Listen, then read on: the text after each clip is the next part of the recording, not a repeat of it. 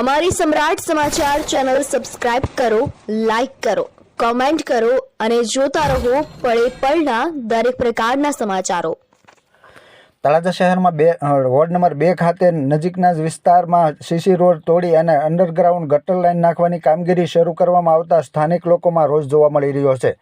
ભાવનગર જિલ્લાના તળાજા શહેરના જુદા જુદા વિસ્તારમાં વારંવાર સીસી રોડ તોડી અને ગટર લાઇન અથવા તો પાણીની લાઇન નાખવાના બહાને લાખો રૂપિયાના ખર્ચે બનેલા રોડ સીસી રોડ તોડી નાખવામાં આવે છે। આવા તો અનેક બનાવો બની ચૂક્યા છે। ત્યારે આજે જાણવા મળતી માહિતી મુજબ તળાજા શહેરમાં વોર્ડ નંબર 2ના વિસ્તારમાં નવો બનેલો સીસી રોડ તોડી નાખવામાં આવ્યો હતો અને અહીં ગટર લાઇન નાખવા માટેની કામગીરી શરૂ કરવામાં આવી છે। જોકે અહીં કામગીરી શરૂ કરવામાં આવતા અંડરગ્રાઉન્ડ નાખવામાં આવેલ પીજીવીસીએલનો કેબલ પણ તોડી નાખવામાં આવતા સ્થાનિક લોકોમાં અંધારપટ છવાયો હતો અને જોકે બનાવની જાણ થતાં જ પીજીવીસીએલના કર્મચારીઓ તાત્કાલિક ઘટના સ્થળે દોડી આવ્યા હતા અને વીજ જોડાણ ફરીવાર શરૂ કરવા માટેની કામગીરી શરૂ કરવામાં આવી હતી।